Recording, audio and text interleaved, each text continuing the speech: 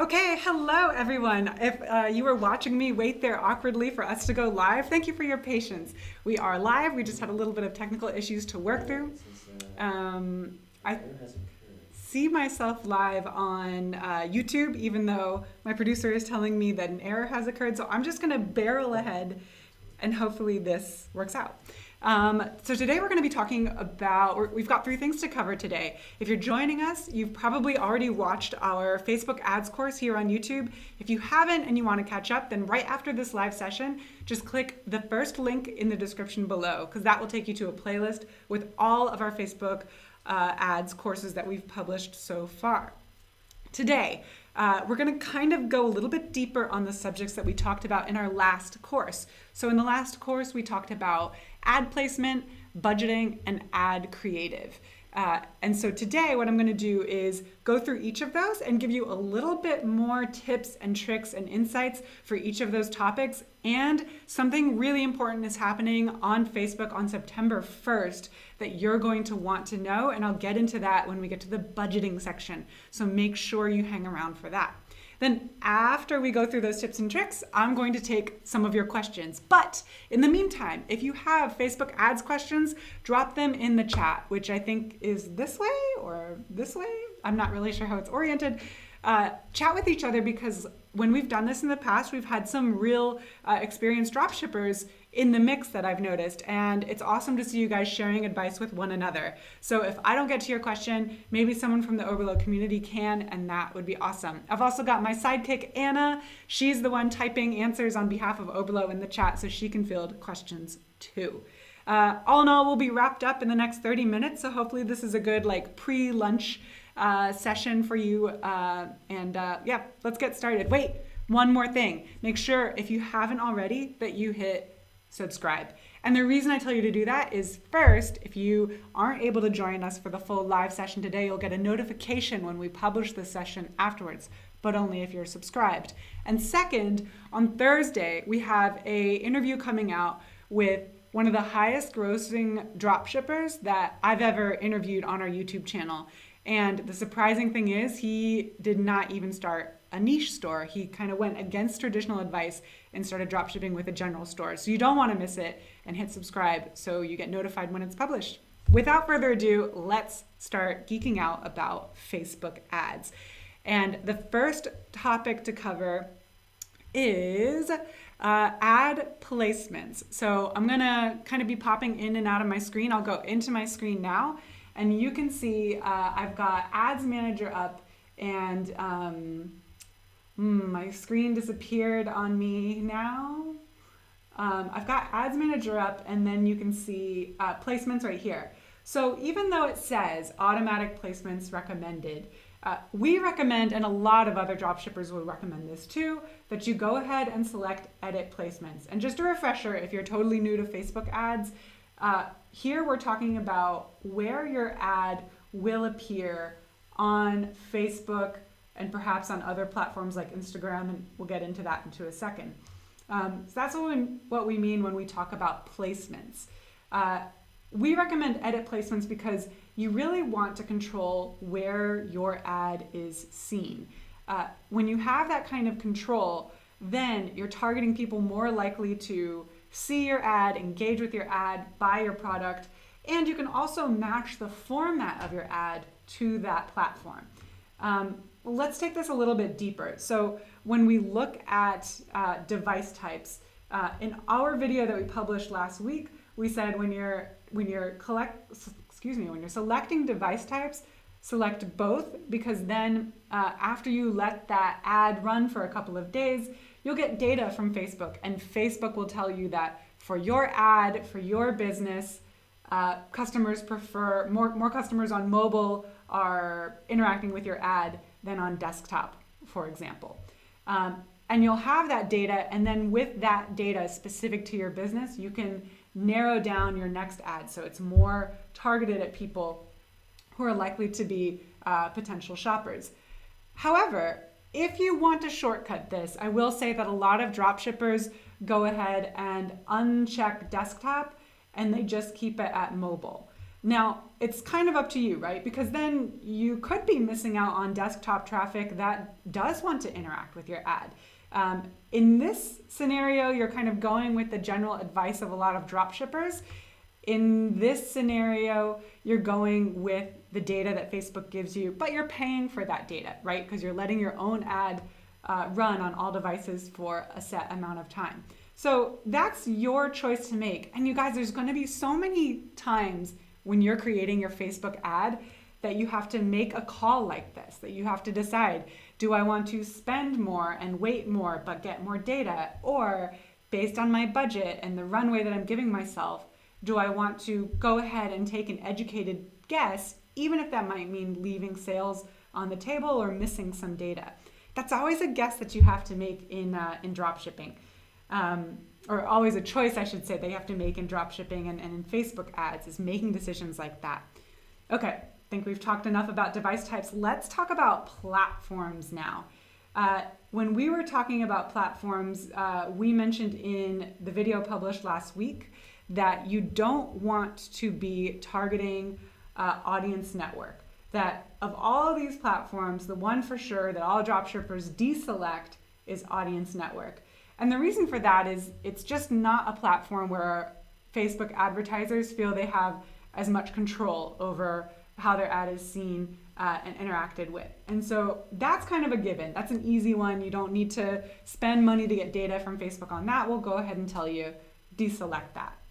Now, everything else, you could, again, make this choice between running an ad on and including all of these platforms and letting Facebook tell you which performs best, or you can make some educated guesses ahead of time. What I mean by this, so say for example that you have already created a video for your product, and say that video is horizontally shaped, kind of like the computer screen you see now.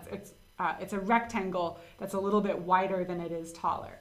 Now, if that's the case, if you go ahead and include stories as a platform for your ad to appear, the image is going to look a little funky, right? Because stories are meant to be, as you see in this preview image on the right, stories are meant to be vertical videos that are taller than they are wide. So in that sense, if you kept stories selected and you only had this one format of ad, you would be spending money to have your ad show up and look kind of wonky, which probably means it wouldn't get a lot of clicks on that platform. That makes sense, right? And so if you're in a position where you only have one piece of creative to work with, which is normal if you're just starting out with Facebook ads, then pay attention to where that will look the best. And if you want to go ahead and again make some educated guesses, the way that a lot of dropshippers do, then a lot of dropshippers would recommend that you go ahead and, I would say, start with a blank slate, uncheck everything, and then here leave feeds and perhaps leave suggested videos, and just go like that. That could be simple enough for your very first Facebook ad if you've got that video or an image that's really this rectangular dimension that looks best in a Facebook feed or in Facebook suggested videos. Now, if you've got square content, then maybe that's worth putting in Instagram feed as well, and you can then just run that and see what the data tells you about where your customers are coming from. And then the final option to touch upon here is if we go down, down, down, and then you see here the choice of specific mobile devices and operating systems. This really isn't worth messing around with unless you decide that you're going to dropship a product specifically related to a mobile device. I think the obvious example here would be a piece of tech that connects to maybe just an iPhone or just an Android, or a phone case that is only compatible or only fits iPhones or something like that. So in that case, you would choose iOS devices only. But and then you can include specific devices so that you're not advertising an iPhone case to someone who has an Android. But if you're not selling those kinds of products, then for your first round of Facebook ads, don't mess with this. You can keep an eye on it to see if you have way more iOS shoppers than Android shoppers, but that's pretty in the weeds stuff. stuff. Okay, so we just talked about ad placements and got a little bit deeper onto where you can optimize ad placements and what shortcuts you might want to take if you're willing to take those risks. Now, if you're just joining us, just to reorient you, we're going to go through 2 more topics in depth, and then at the end, I'll take some of your questions. In the meantime, however, make sure you make use of this chat and make use of each other and talk with each other in the chat. And if you've got any questions, keep that going on the side. I'll keep talking. The next thing we're going to talk about is budgets, right? Okay, budgets is such a hot button issue for dropshippers, because when you turn on that ad and you've got budgets going at $5 a day, I don't know about you, but I feel this kind of restlessness, like Facebook is literally burning through my money with that ad turned on. And I just want to know if it's working, and if it's not, I want to cut off the ad. The prevailing wisdom is calm down. Let Facebook do its work. Have a budget and plan. Know when you're going to run out of money, and be responsible in that respect. But you do have to spend some money to make some money in the long run. That's the game that you play with Facebook ads. Without even looking at the chat yet, I can guess that there's probably a question about how much do I spend on Facebook ads before I make a sale? What does it take? I wish I could give you a dollar amount, but whether or not you get a sale from your Facebook ad depends on so many things beyond how much you're paying for a Facebook ad, right? It depends on the product that you choose, your web design, it depends on your offer, your price, and the ad creative and the copy in your ad itself, which we'll get to in just a minute. That's why it really comes down to testing. And testing with a couple dollars a day will give you a lot of information to help you make the small adjustments to make your ad better. With that said, there are ways to be cost effective with your Facebook ads. And so I want to get into a little bit of that with you now. Before I do, though, let's get to this really big announcement that is really relevant to anyone advertising on Facebook. So on September 1st, you'll no longer set your budget at the ad set level. Instead, you'll set your budget at the campaign level. Now, before I go any further, let me just say, this doesn't mean you have to pay more or get to pay less for the same impact of an ad. It's really just that you're calculating the math of what you want to spend at a different point in Facebook Ads Manager. Just so that we're clear on this, let's hop into my screen again and I'll show you what I mean.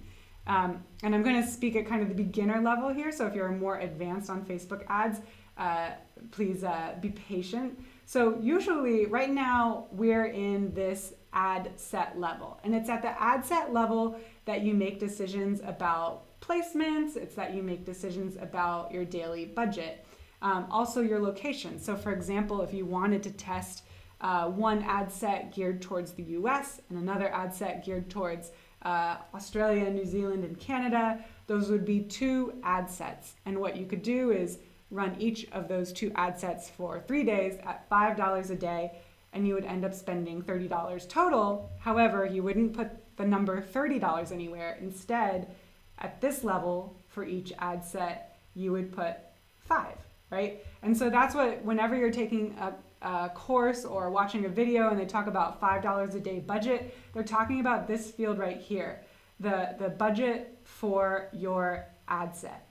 What's going to change on September 1st is that your budget will be determined at the campaign level. So the campaign level, this is where you chose your objective, and in our case, we talked about choosing the objective of conversions. So it'll be at this level, and you're going to calculate that at $30 in our example. So you'll put 30 here, and then Facebook will distribute that spend among the ad sets in your campaign. If this is really confusing stuff, feel free to ask us more about it, but also know that you've got a couple months before this kicks in. We just wanted to give you a little heads up that this will change, and it's not something to be concerned about. And that brings me to an important point, which is if you're going to take advantage of all of the traffic and the potential customers on Facebook. One of the drawbacks is you also have to be willing to play by Facebook's rules. And those rules are ever changing and the platform is ever evolving. And it's usually evolving for the better, but it takes some adaptability on your part. So just be aware of that and be willing to roll with the punches. Successful dropshippers know that those challenges are all part of the ride. They are all surmountable. You can overcome any of them with patience and a little bit of research and some reliance on the Overload dropshipping community whenever you need it. All right, what else do we want to talk about? A big dropshipping mistake is this impression that you can evaluate your ads after 24 hours, especially if you're just starting a store and your Facebook ads account is new. If you're only spending $5 a day, you will need a little bit more time to figure out the effectiveness of your ad. And that doesn't necessarily mean that if you spent $50, you would have all the data you need in 24 hours. It really does take time for these things to deliver the data that's going to help you make accurate decisions. So even though as soon as you turn that campaign on, I know you're going to want to go in the next morning and start slashing campaigns that look like they're not working and doubling down on campaigns that look like they are, resist that temptation. Because you could really be missing out on sales by making a premature decision on that data. It's okay to go in and just observe where things are at, but delay your decision until you've let a couple days pass. Now, that's going to depend on your budget. A week at $5 a day is going to give you great information. You're going to get less information for 3 to 5 days at $5 a day, but sometimes you're just starting out and that's all you've got. You've got to work within those constraints, and that's totally fine. You can absolutely do that, right? That's a decision you make about the kind of bets that you're going to trade off between your Facebook budget and what you're going to be able to learn from Facebook with the campaigns you run. Okay. Now, I know as we talk about this, this moment when after your campaigns run, you want to go in there and analyze the data. I know the questions that are going to come up, and they're going to be, okay, well, how can I tell if an ad performed well? What metrics do I need to look at? And the answer to that is subscribe so that you can catch a video in the future. We are going to do a deep dive into how to look at Facebook reports and make those decisions about whether to kill or scale campaigns. We're going to base our videos on all the advice we've given you so far, because sometimes that analysis looks different depending on what kind of campaigns you're running. But I know you'll want a short answer right now, right? Because that's why you're on the live, to get those tips and tricks that we don't always share in our Thursday videos. So I will say that if you run an ad at $5 a day or more for a week and you don't have any add to carts, so this is this behavior that you can tell by going into your Pixel or even going into your Shopify dashboard and seeing if anyone added the product to their cart. If you don't have any of that after a week, something's probably off. And in that case, it could be worth turning off the campaign. However, I say this and there's a lot more nuance that goes into that decision to kill or scale a campaign than just that. But that is a red flag of sorts. So if you're looking for one indicator, that's one. Otherwise, make sure you subscribe, and we've got another video that will give you a lot of help on this subject coming out soon. Okay, so if you're joining us a little late, we're diving deep on Facebook ads. We talked about placements. We talked about budgeting for Facebook ads. Now I quickly want to talk about the ad itself and creative. I'll only do that for maybe like 5 minutes or so, and then I'll get into your questions. And I hope that you've been having a good chat in the meantime. Okay, so the next thing that we want to talk about in more depth is ad formats. So your goal when you are creating this ad is to stop people's thumbs in their track. You want to stop them from scrolling and make them pay attention. In the last video, when we talked about uploading creative, we created a graphic with a supplier image that we created in Canva. That's all well and good, but realize that this part of your ad is something that will set you apart from your competitors or not. What I mean by that is if you're going to use a supplier photo, or if the photo doesn't quite fit with the I don't know, if it doesn't look good graphically, you could still get sales, but those sales might cost you more than something with a product photo you took yourself or a video you took yourself, or you could look just like a competitor.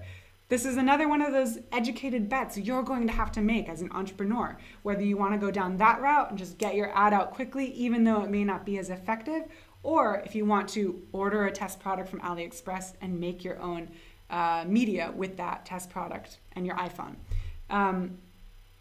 Once you've got that ad, the next thing that you want to do is make the most of the space that you have for copy. So I'll go into my screen now and show you a little bit what I mean.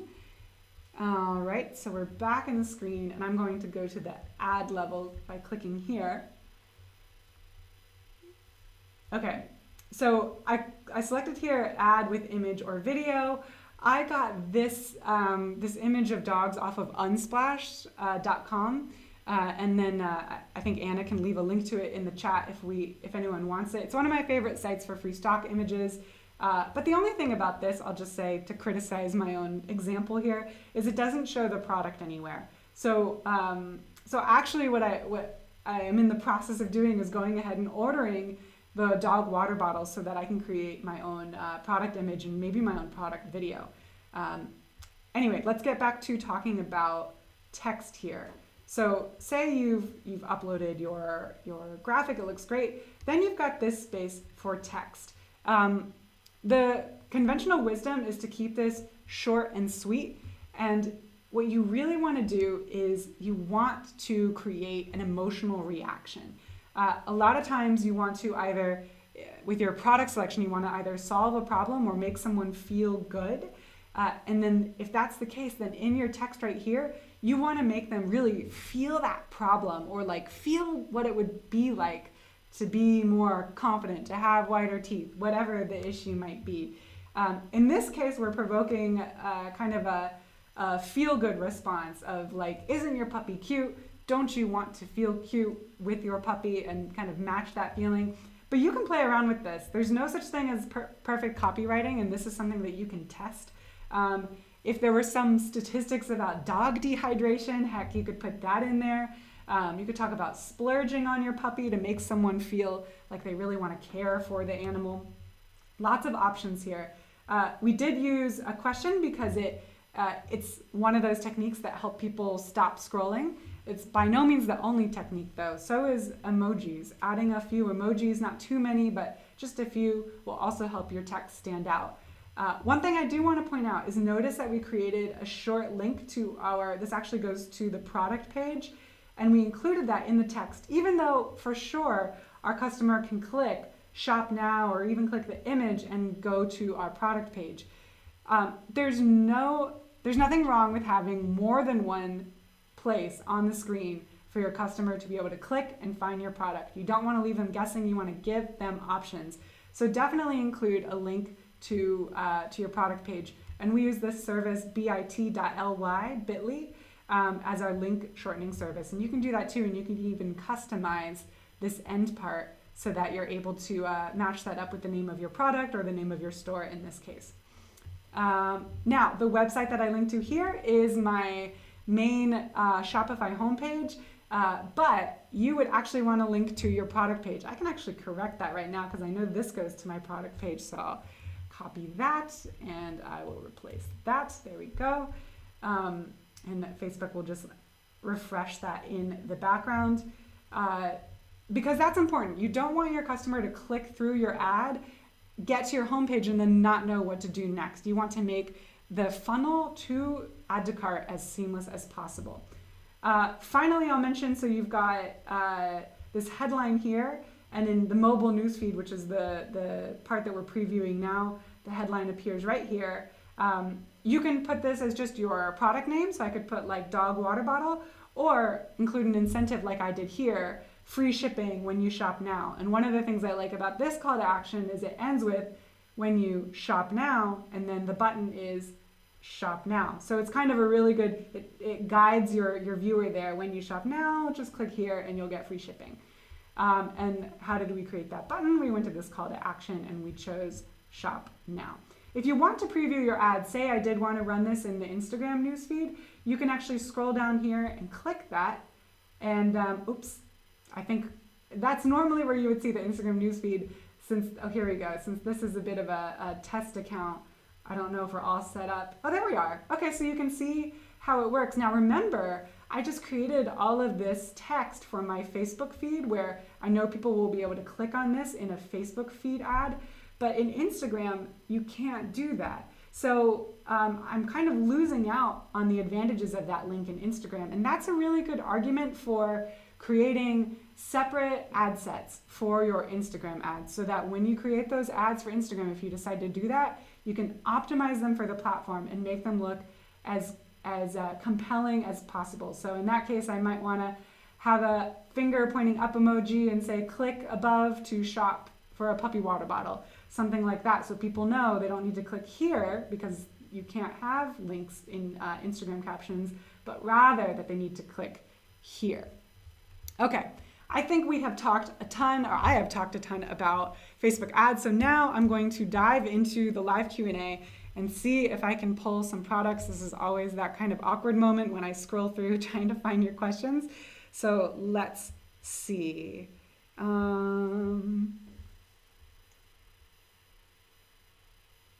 Tons of great questions.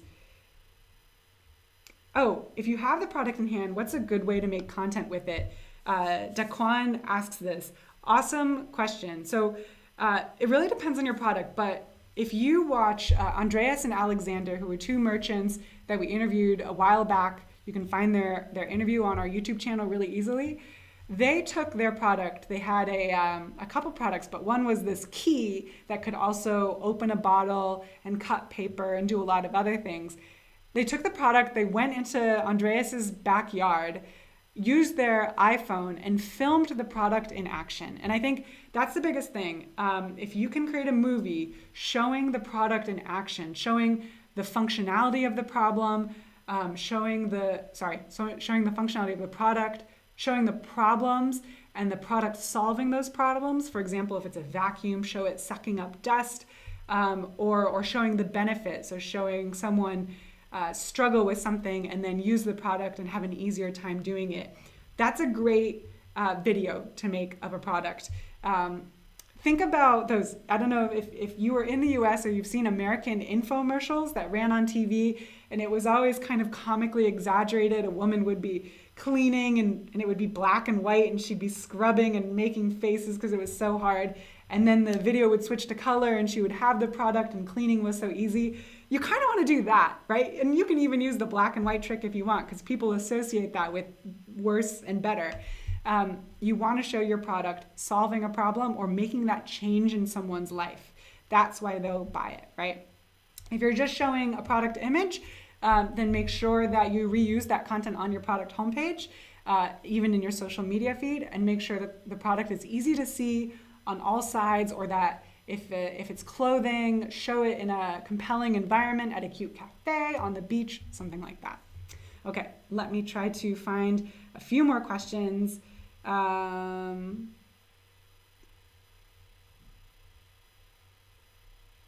Let's see. Tons of a great chat going on.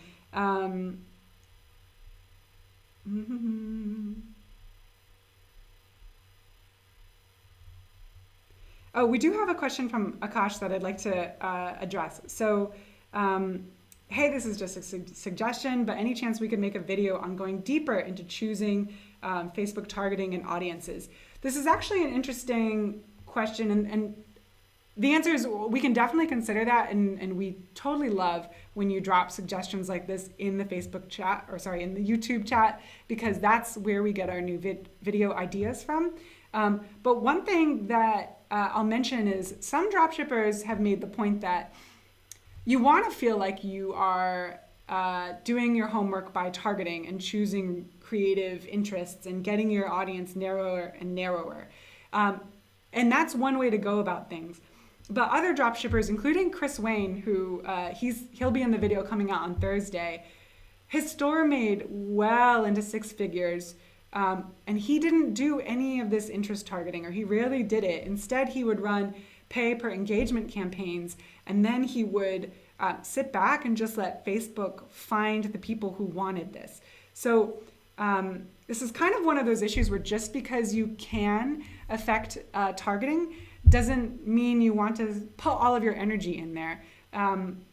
If you're thinking about allocating your energy to a store or even to an ad, you just want to choose what kind of campaign am I running. If you're running an engagement campaign, or you have the budget to go wide and let Facebook tell you who likes your products, then don't get too narrow too quickly based on your own assumptions, okay? So I just wanted to note that, even though that wasn't actually the question you were asking, it seemed worth mentioning. Okay, I'm going to try to find one more question, and then it looks like a lot of you guys were kind of helping each other out, which is awesome. So let's see. Oh, Armand asks, will you be doing a case study with the Thirsty Pup website and results? So actually, yes, we are going to launch an ad based on the advice that we've given you. And then we're going to let it run for a couple of days, and then we're going to share the results. Now, I will mention one thing. So we created this course in the Thirsty Pup to show you how to run Facebook ads, but we did not create the website behind the Thirsty Pup to be optimized for sales. So we didn't take the time to set it up properly, is what I'm saying. I don't expect any purchases for that reason. And in fact, I don't think I'm going to allow any purchases for that reason. But what we really want to be able to do is, after running that ad, at least go back and show you what numbers we're looking for. So I suspect our add to carts will be low, but I'm really interested in looking more at who clicks on the ad, what are the demographics of that group, and then how, based on that information, how can we go forward and decide what to do with an ad like that. Knowing obviously that fixing up the website would be one of the first things we should do to give that product a good chance of selling. Okay, I think it looks like you guys have really been doing an amazing job of answering one another's questions, and I told you this would only last about 30 minutes, and I think we're up. Before I go, remember to subscribe so you get this whole live stream recorded so you can refer to it in the future. You can also refer to the chat in the future, so if you want to go back and read the chat and hear what people were saying, feel free to do that. And of course, let me know in the chat what you think of these.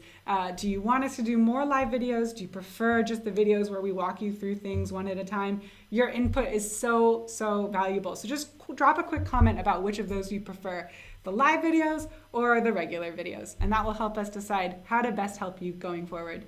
That's all for me, and I can't wait to see you guys again. Until then, happy dropshipping. See you guys later.